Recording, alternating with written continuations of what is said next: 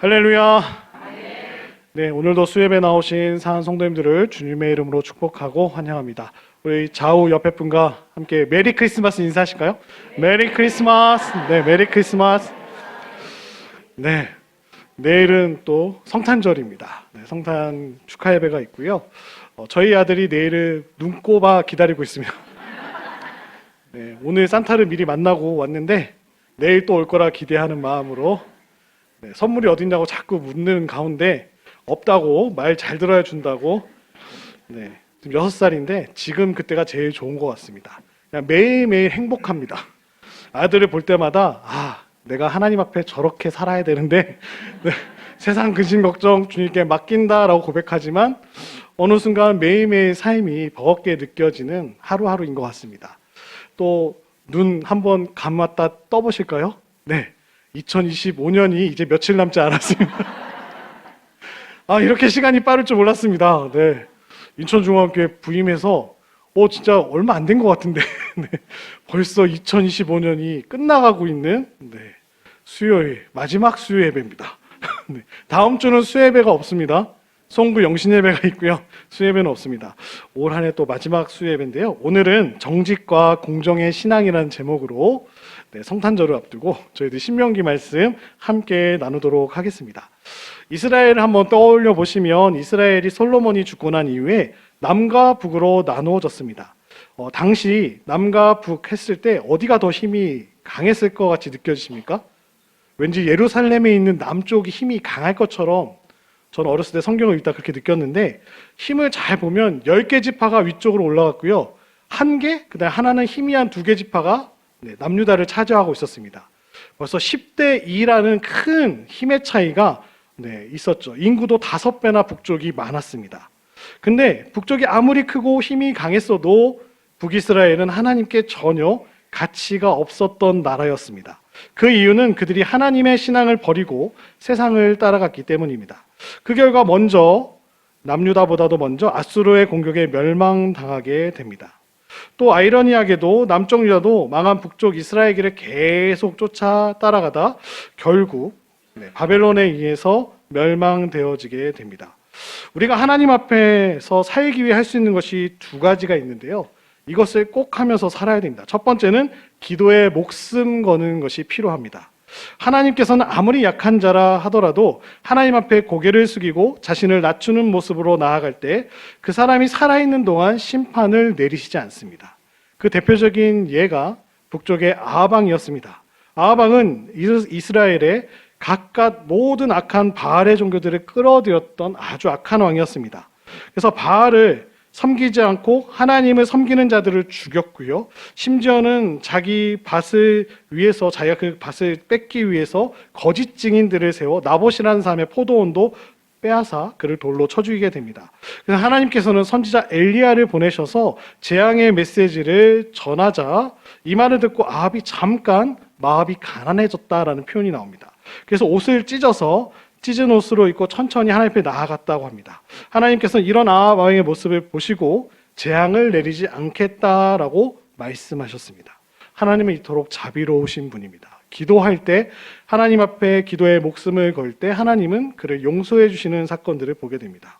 또 우리가 둘째로는 천사같이 의로운 삶을 살 수 없다고 하더라도 내가 할 수 있는 힘껏 정직하고 어려운 사람들을 돕는 이웃사랑의 삶을 살아야 됨을 또 말씀하십니다. 하나님 앞에서 내 욕심을 버리고 남들에게 자비를 베풀고 이웃에 대해서 친절하게 대할 때 하나님은 우리를 그만큼 가치 있게 보신다라고 말씀하시죠.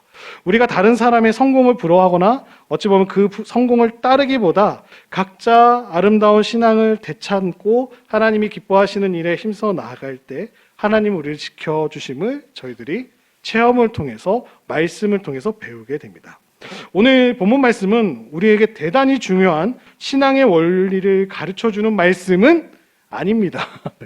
잘 읽어보시면 법들이 계속 나오고 있는데요. 하나님의 백성들이 자신에게 주어진 범위 안에서 깨끗하고 희생적인 삶을 사는 것이 무엇인지 가르쳐주고 계신 말씀이 오늘 본문 말씀입니다. 그래서 이렇게 살면 절대 하나님은 이스라엘을 버리지 않겠다라고 약속해 주시는 말씀이기도 합니다. 오늘 하나님 앞에 가치 있는 사회는 정의로운 사회임을 말씀하십니다. 본문 1절 말씀인데요. 함께 1절 읽도록 하겠습니다. 사람들 사이에 시비가 생겨 재판을 청하면 재판장은 그들을 재판하여 의인은 의롭다 하고 악인은 정죄할 것이며. 아멘. 말씀을 읽어보면 다 맞는 말씀이죠. 네, 의인은 의롭다 하고 악인은 벌하신다. 오늘날 우리 사회에 적용해 본다면 좀 안타까운 일들이 많이 발생하는 것들을 보게 됩니다. 재판장은 법에 따라서 옳고 그른 것을 판단해 주면 모든 것이 간단하게 해결될 것 같지만 사실 그렇게 간단한 문제가 아님을 말씀하시죠. 성경에서 나타난 가장 불의한 일 중에 하나가 앞서 말씀드렸던 북이스라엘의 아합 왕 때 나봇의 재판이었습니다. 아합 왕은 그 나봇의 포도원이 탐이 나는데 나봇이 주지 않으니까 어떻게 했을까요? 왕비 이세벨의 말을 듣고 당신이 왕인데 뭘 그렇게 절절절 매시냐? 그냥 뺐으면 되지 않겠냐? 그래서 그 지역 장로와 유주들에게 편지를 보내서 나봇이 왕을 모독했다라는 거짓 증언을 하게 만듭니다. 그래서 깡패 두 사람을 세워서 거짓 증인을 세우고 나봇을 돌로 정죄하여 쳐 죽였습니다. 그러면 사람들이 그 사실을 몰랐을까요? 나봇이 그런 일을 당할 때 그 당시 사람들은 몰랐을까요? 단지 말을 하지 못했을 뿐이지 다 알고 있었던 사실입니다. 왕이 저 땅을 정말 갖고 싶었구나. 나봇이 의인이었는데 정말 모함을 받아서 죽게 되었구나라는 것이죠. 괜히 그 이야기를 꺼냈다가 자기도 죽임을 당할까 아무도 말하지 못했다라는 거죠. 백성들이 그렇게 모두가 바보가 되었을 때 아합 왕도 어찌 보면 이 바보 나라의 바보 임금이 되었다라고 성경은 이야기합니다. 동화 중에 벌거벗은 임금님이란 혹시 동화 아십니까? 네. 옛날 이야기라 다 기억이 잘 안 나시나요? 벌거벗은 임금 이야기가 잘 있습니다. 이 벌거벗은 임금님은 다른 사람이 아니라 정의를 가리는 사람임을 말씀해 주고 계십니다. 그러니까 당시 모두가 바보가 되니까 결국 나라에 대한 애착도 없고 나라가 어려울 때 목숨 걸고 지키는 사람도 없게 됨을 동화를 통하여 가르쳐 준 것이죠. 권력을 가진 자들이 백성들이 뭐라고 하기 전에 자기들 스스로 법을 지킬 때 사람들은 마음속에 나라에 대한 애착이 생기고 미래에 대한 소망이 생기게 되어서 눈에 보이지 않는 것에서 충성하게 된 거죠. 노블리스 오블리제라는 그런 유명한 말가 있듯이 앞서 지도층이 모범을 보여야 백성들이 따라온다라는 말도 있습니다. 무엇보다도 이스라엘이 하나님 앞에 가치 있게 되는 방법은 권력을 가진 자 스스로가 법에 자기 자신을 복종시켜야 됨을 말씀해 주고 계십니다. 그렇게 할 때 당장은 내 마음대로 모든 것을 하지 못해서 손해를 보는 것 같지만 결과적으로 많은 사람들이 믿고 따라오게 그리고 사랑을 얻게 됨을 오늘 신명기 25장은 말씀해 주고 계십니다.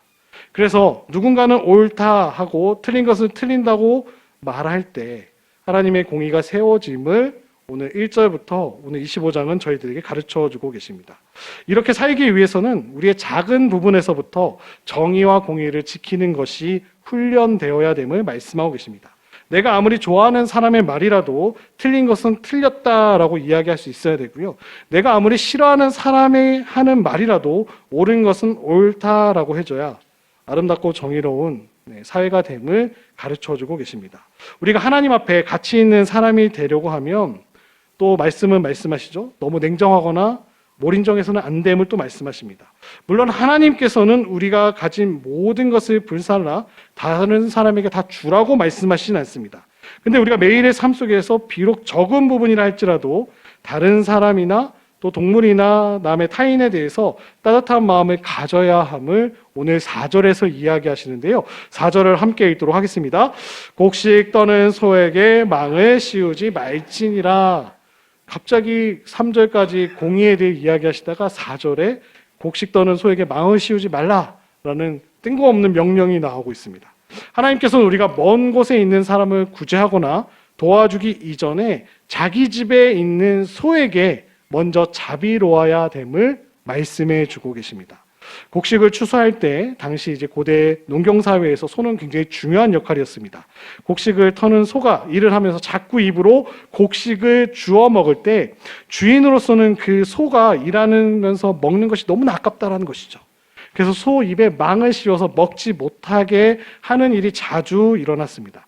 대부분의 주인들은 곡식을 털 때 소의 입에 망을 씌워놓고 일을 진행했음을 성경을 통해서 저희들이 보게 되죠. 그런데 소의 입장에서 본다면, 내가 소다라고 생각해 본다면 지금 당장 눈앞에 보이는 먹을 것이 산더미처럼 쌓여 있는데 이것을 조금도 먹지 못하고 일만 죽으라고 한다면 소 입장에서는 너무 억울한 일이 아닐까, 이렇게 말씀하고 계시죠. 하나님께서는 말 못하는 짐승이 눈앞에 곡식을 산더미처럼 두고서도 못 먹으면 얼마나 원통하겠느냐, 소가 먹으면 얼마나 먹겠느냐라고 4절에 우리에게 말씀해 주고 계십니다.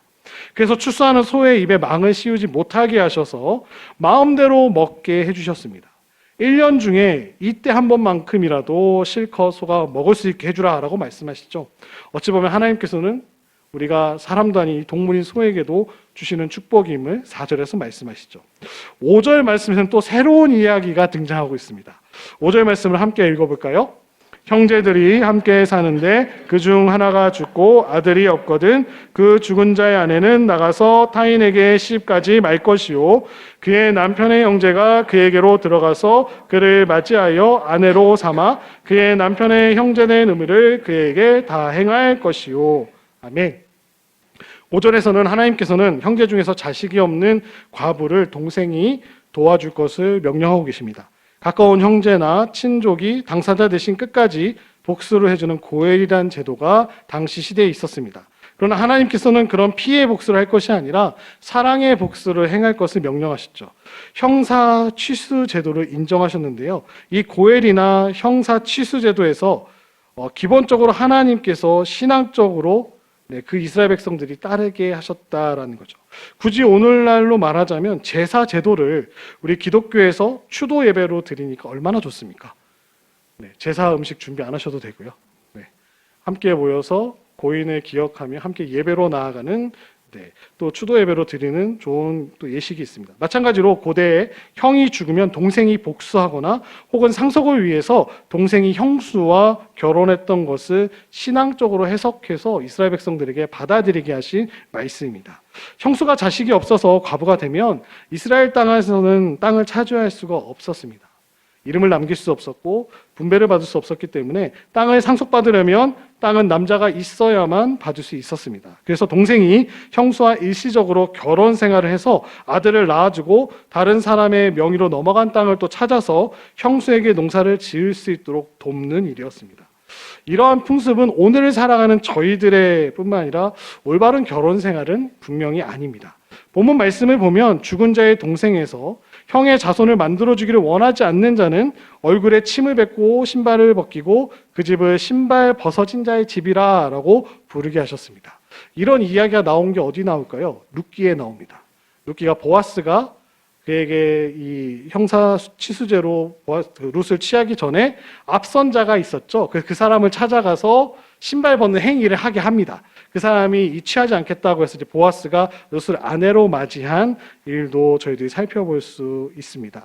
그렇게 어찌 보면 자기의 모든 것을 다 가지고 있으면서도 핍박이나 고난의 신앙은 추호도 용납하지 않고 어려운 가운데 있는 자신의 가족들을 돌보지 않는 또 오늘날로 생각하자면 나만 편하게 믿으면 됐지, 주변에 어려운 우리 형제 자매를 돌아보지 않고 이웃들을 바라보지 않는 그런 형제들에게 해주시는 말씀임을 저희들이 보게 됩니다.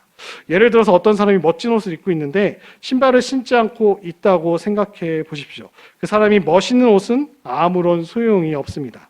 오히려 신발을 신지 않고 돌아다니는 사람이 있다면 그 사람은 어떻게 생각할까요? 정신이 조금 나간 사람이든지 노숙자가 아닐까라고 생각하게 됩니다. 어려운 가운데 신앙을 지키려고 애쓰는 자들을 인정하지 않고 업신여기는 자의 신앙은 신발이 벗어진 자와 똑같다라고 오늘날 저희들에게 말씀은 가르쳐주고 계십니다.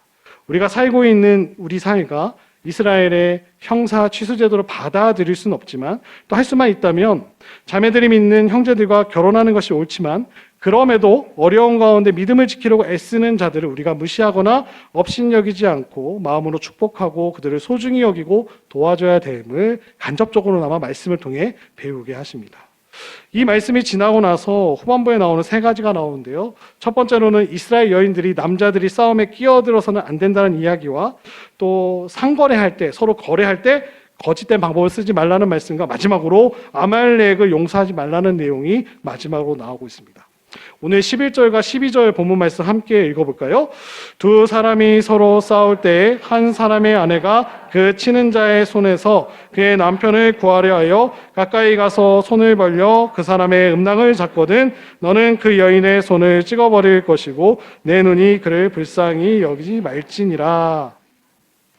설명하기 굉장히 황당한 내용이 2절에 나오고 있습니다. 그러나 놀라운 것은 무엇일까요? 하나님께서는 이런 예도 있을 수 있다고 생각하셔서 율법에 포함시키고 계신다라는 사실입니다. 놀랍지 않으십니까? 우리가 생각하기에 남편들이 서로 싸우면 집에 계신 부위 와이프들이 무서워서 말리거나 좀 피할 것 같은데 그렇지 않은 사람도 있다라는 사실을 성경은 가르쳐주고 계십니다. 과연 이런 일이 있을까 싶을 정도이지만 어떤 부인들은 남편들이 싸우는데 가세하여 상대방의 급소를 공격하면 율법은 그 여인의 손목을 자르라고 명령하고 계십니다. 이 말씀은 어떤 의미로 오늘을 저희들에게 주실까요?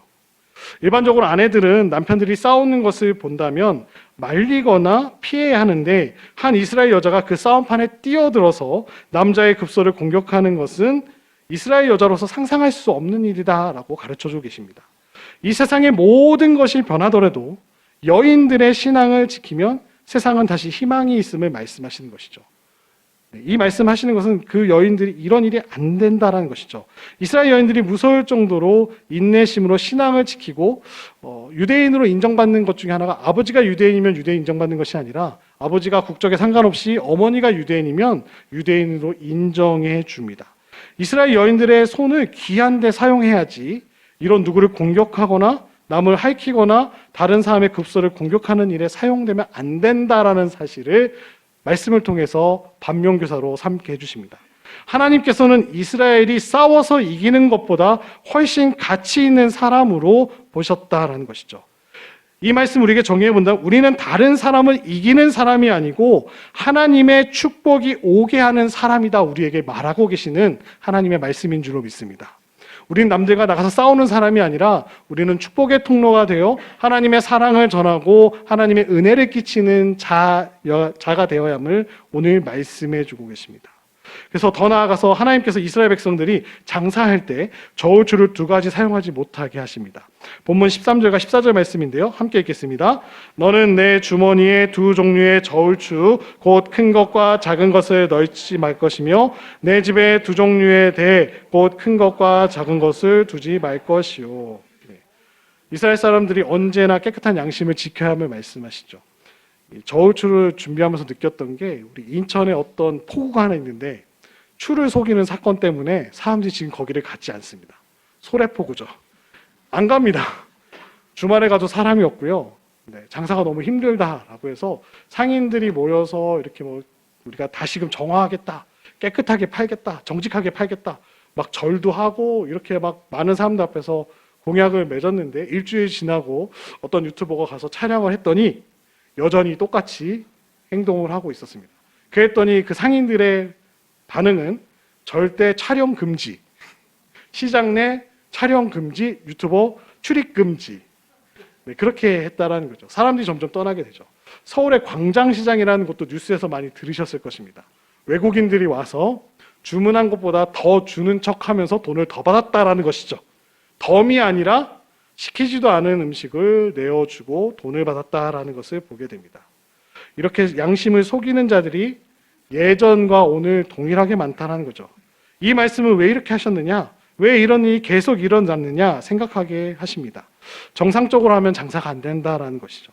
할 수만 있다면 돈을 많이 벌어야 더 행복할 수 있는데 남들이 하는 만큼 나도 해야 그들을 따라갈 수 있다라고 어리석게 생각한다라는 것을 말씀하십니다.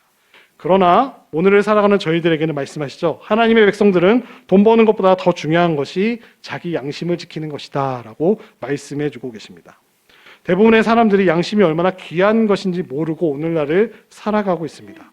얼마 되지 않은 작은 이익에 소탐대실한다 그러죠. 작은 것을 탐내다 큰 것을 잃어버리고 거짓으로 말하고 남을 속이려고 합니다.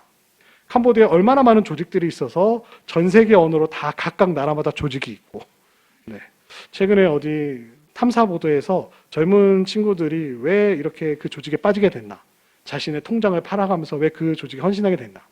이런 양심에 대한 꺼리낌이 없다라는 것이 인터뷰를 통해서 나타나더라고요. 왜 이게 범죄인지 알지 못하더라고요. 남들도 다 이렇게 해서 돈을 버는데 내가 무엇을 잘못했냐라고 반문하고 있는 것을 보면서 참으로 안타까운 모습을 보게 됩니다. 그래서 하나님께서는 정말로 이것을 남을 속이려고 한다는 것은 자기가 갖고 있는 귀한 보화들을 다 버리는 것이다라고 말씀하시죠. 우리에게 깨끗한 양심을 주신 것이 정말로 돈으로 살 수 없는 보석이라는 것을 깨닫게 해주시는 말씀입니다. 무엇보다도 하나님의 자녀들은 남의 행복과 또 잘 사는 것에 나 자신을 비교해서는 안 된다라는 것을 가르쳐주고 계십니다.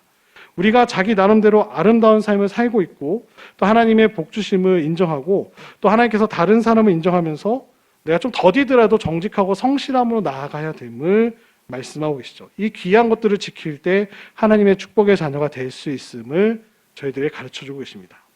그리고 마지막으로 오늘 본문에 이스라엘 백성들에게 꼭 지켜야 되는 말씀을 더하여 주십니다. 17절로 마지막 19절까지 말씀인데요. 함께 읽도록 하겠습니다. 너희는 애굽에서 나오는 길에 아말렉이 내게 행한 일을 기억하라.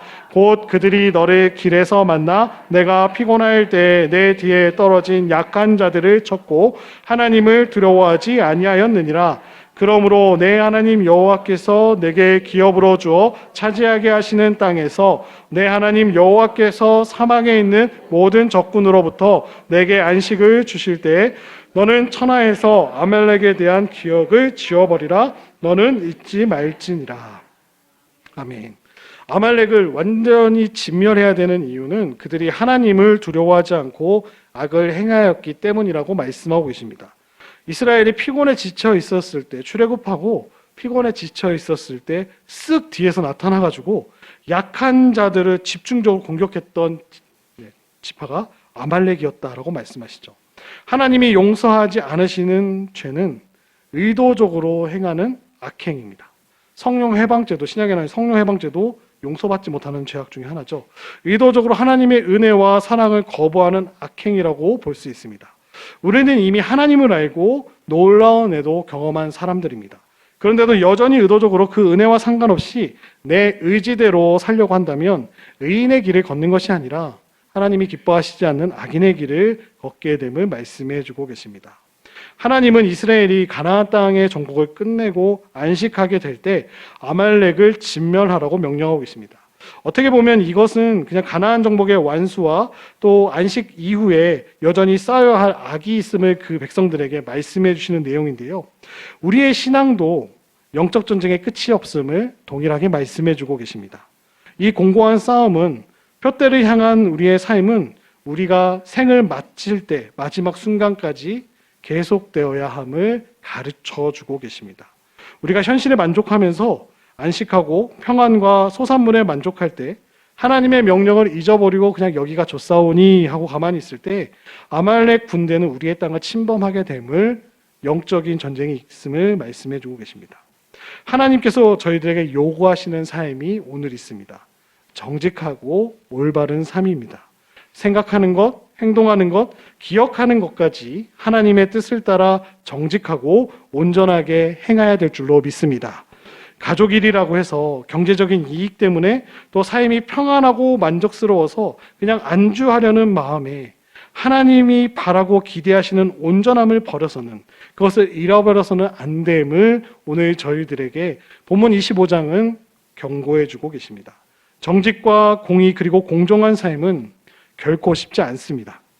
가족이 싸움에서 일방적으로 당할 때 무슨 일이라도 해서 상대방을 이기고 싶습니다. 내 가족이 당하고 있는데 공공연하게 다 눈 감고 편법을 눈 감으면 더 많은 이익이 생길 수 있는데 나 하나 한번 여기서 눈 감아주면 모두가 잘 살게 되는데, 하지만 그 순간 우리의 신앙은 밑으로 곤두박질을 치게 됨을 가르쳐주고 계십니다.